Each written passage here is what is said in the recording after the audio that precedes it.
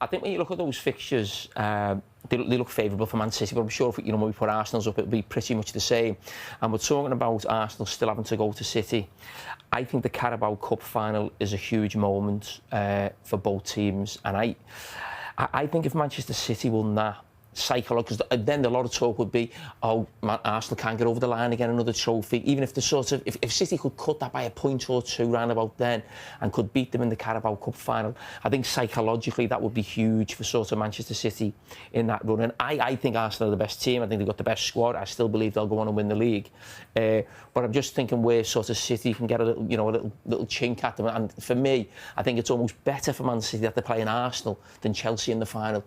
Just for that reason, psychologically. How relieved were you to have Mark available today, changing the rules this season, which enabled him to play for Crystal Palace in the FA Cup in the third round, and for you in the fourth round, a bit of a curiosity that he's been able to do that? Yeah, of course he was, but for example, cannot play in the final FA Carabao Cup. So yeah, White can play here, and we cannot play the other ones. You know that? But I'm pretty sure there are some rules that there are a biggest argument, the reason why it happened. Common sense is not, but it's okay.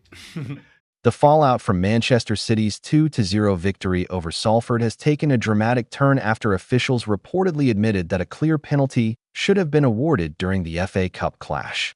What looked like a routine win has now been overshadowed by controversy, sparking fresh debate about consistency and accountability in English football.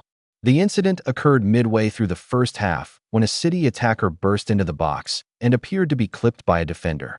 Players immediately appealed, the crowd reacted loudly, and replays showed what many believed was undeniable contact.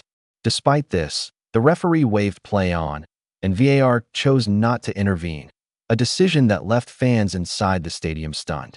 Manchester City, managed by Pep Guardiola, eventually secured the win with two well-taken goals, controlling possession and dictating the tempo throughout.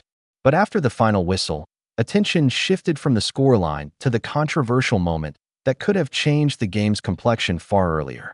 Sources close to the officiating body later confirmed that the challenge met the threshold for a penalty and that VAR should have recommended an on-field review.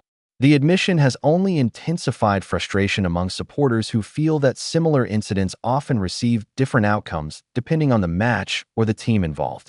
Critics argue that while VAR was introduced to eliminate clear and obvious errors, situations like this undermine confidence in the system.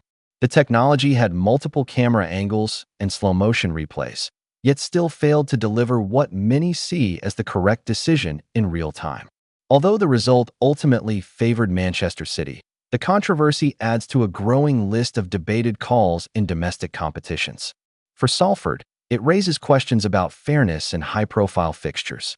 For City fans, it's another example of how even comfortable victories can be clouded by officiating drama.